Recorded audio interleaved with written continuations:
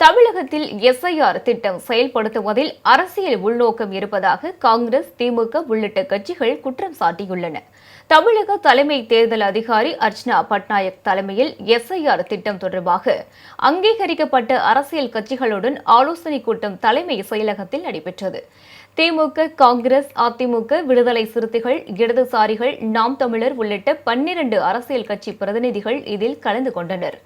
திமுக சார்பில் அமைப்பு செயலாளர் RS பாரதி, சட்டப்பிரிவு செயலாளர் NR இளங்கோ, காங்கிரஸ் கட்சி சார்பில் செயற்குழு உறுப்பினர் தங்கபாலு, மாநில பொதுச் செயலாளர் செல்வம் உள்ளிட்டோர் பங்கேற்றனர். கூட்டத்திற்கு பின்னர் செய்தியாளர்களிடம் பேசிய காங்கிரஸ், திமுக உள்ளிட்ட பிரதிநிதிகள் தேர்தல் ஆணையம் கொண்டு வந்துள்ள சிறப்பு தீவிர வாக்காளர் திருத்த பட்டியல் அரசியல் உள்நோக்கம் கொண்டது என தெரிவித்தனர்.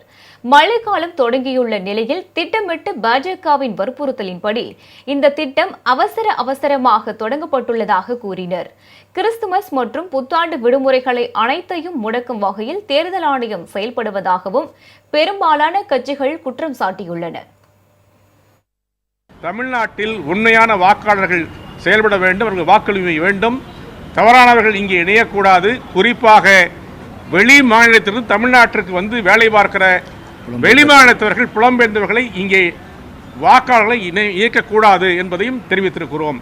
தேர்தல் ஆணையம் சிறப்பாக செயல்பட வேண்டும், நேர்மையாக செயல்பட வேண்டும், உண்மைக்கு புறம்பாக செயல்படக்கூடாது, பொய்யானவர்கள் உள்ளே வரக்கூடாது, நல்லவர்கள் விடுபடக்கூடாது.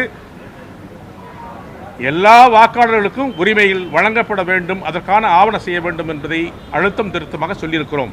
யாரும் முழு மனதோடு இந்த எஸ்ஐஆரை தமிழ்நாட்டில் ஏற்றுக்கொள்ளவில்லை, அதான் உண்மை. ஆக உண்மையிலேயே அனைத்து கட்சி கூட்டத்திற்கு தேர்தல் ஆணையம் மரியாதை கொடுத்தால், கூட்டத்தினுடைய நோக்கம் அவருடைய கருத்தை ஏற்றுக்கொள்ள வேண்டும் அல்லது அதுக்கு மரியாதை கொடுக்க வேண்டும் இருந்தால் இந்த எஸ்ஐஆரை தள்ளி வைக்க வேண்டும். அதைத்தான் எங்கள் கோரிக்கையாக நான் கொடுத்திருக்கிறோம். உச்சநீதிமன்றத்தில் வழக்கு நிலுவையில் இருக்கிற போது, விசாரணையில் இருக்கிற போது சிறப்பு தீவிர திருத்தம் என்பது அவசியமில்லை. அதுவும் தமிழ்நாட்டில் பண்டிகை விடுமுறைகளும் வேறு நிகழ்வுகளும் தொடர்ந்து வருகிற போது மே மாதம் நடக்கக்கூடிய தேர்தலுக்கு முன்னதாக இந்த தீவிர திருத்தம் என்பது நடைமுறை சாத்தியமற்றது. அதை நிறுத்தி வைக்க வேண்டும் என்று வலியுறுத்தி இருக்கும். SSRனு ஒன்று இருக்கும், சம்மரி ரிவிஷன். இது இன்டென்சிவ் ரிவிஷன். சம்மரி ரிவிஷனில் எந்த BLO வேலை செஞ்சு இவர்கள்லாம் வாக்காளர்கள் முடிவு பண்ணுறாங்களோ அதே தான் இந்த இன்டென்சிவ் ரிவிஷனில் இருக்கிற BLOஸும் செய்ய போகிறாங்க. அதே ஆட்களை வச்சு தான் இவங்க வேலை செய்ய போகிறாங்க. பேர் மாற்றதுனால எல்லாமே சரியாக நடந்துடும் அப்படின்னு நம்புறது அதிமுகவுக்கும் BJPக்கும் எப்படி அது பேர் மாற்றினா நடந்துரும்னு நினைக்கிறாங்கன்னு எங்களுக்கு தெரியல.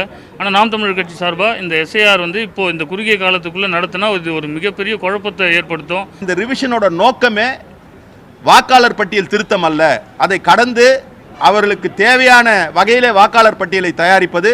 இந்த வாக்காளர் பட்டியலை வைத்து ஏற்கனவே பீகாரில் சிறுபான்மை மக்களுடைய வாக்குகளை, ஒடுக்கப்பட்ட மக்களுடைய வாக்குகளை வாக்காளர் பட்டியலிருந்து நீக்கியது போன்ற ஒரு நடவடிக்கையை மேற்கொள்கிறார்கள் என்பதை பதிவு செய்திருக்கிறோம். இது ஸ்பெஷல் இன்டென்சிவ் ரிவிஷன் அல்ல, இது ஸ்பெஷல் இன்டென்ஷனல் ரிவிஷன்.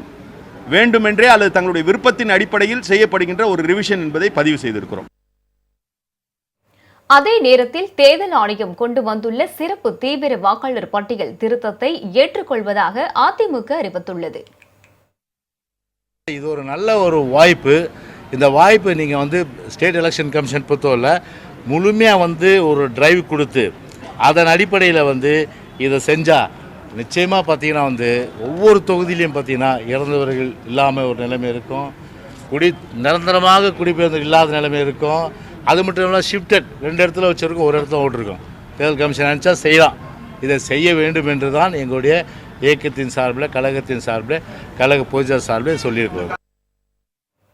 இந்த கூட்டத்தில் பங்கேற்க தவிகவுக்கு அழைப்பு விடுக்கப்படவில்லை என்பது குறிப்பிடத்தக்கது.